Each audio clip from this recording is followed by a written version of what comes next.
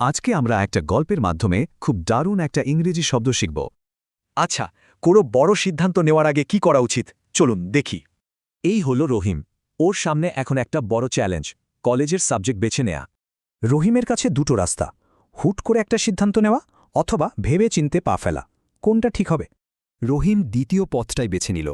Senior আর টিচারদের সাথে কথা বলল, অনলাইনেও অনেক খোঁজাখুঁজি করল। এভাবে সবকিছু গুছিয়ে ভাবার ফলে রহিম ওর ভবিষ্যতের জন্য দারুণ একটা সিদ্ধান্ত নিতে পারল। এই যে কোনো কিছু করার আগে ভেবেচিন্তে এগোনো, এই চমৎকার গুণটার জন্য ইংরেজিতে একটা শব্দ আছে। শব্দটা হলো সার্কামস্পেক্ট, মানে খুব সতর্ক হয়ে চারপাশের সবকিছু বিবেচনা করে কাজ করা। শব্দটাকে ভাঙলে বিষয়টা আরও সহজ হয়ে যায়। সার্কাম মানে চারপাশে, আর স্পেক্ট মানে দেখা। সার্কামস্পেক্ট হওয়া কিন্তু একটা খুবই ভালো গুণ। এটা দিয়ে বিচক্ষণতা আর স্মার্ট থিঙ্কিং প্রকাশ পায়। চলুন এবার কিছু বাস্তব উদাহরণ দেখি, তাহলে শব্দটা বুঝতে আরও সুবিধা হবে। প্রথম উদাহরণটা দেখুন। এখানে একজন সিইও আর তার কোম্পানির কথা বলা হয়েছে।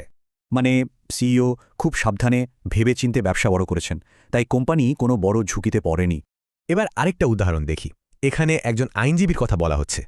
এখানে আইনজীবী খুব মেপে মেপে কথা বলছেন, যাতে তার ক্লায়েন্টের কোনো ক্ষতি না হয়। এটাই হলো সার্কামস্পেক্ট থাকা।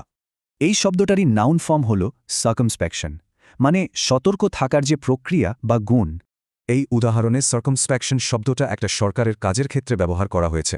অর্থাৎ সরকারের এই সতর্কতা বা সার্কামস্পেকশন তাদেরকে হুট করে কোনো সিদ্ধান্ত নিতে বাধা দিয়েছে। তাহলে মূল কথাটা কি দাঁড়ালো? সার্কামস্পেক্ট থাকলে ভুল এড়ানো যায় আর সিদ্ধান্তগুলো ভালো হয়।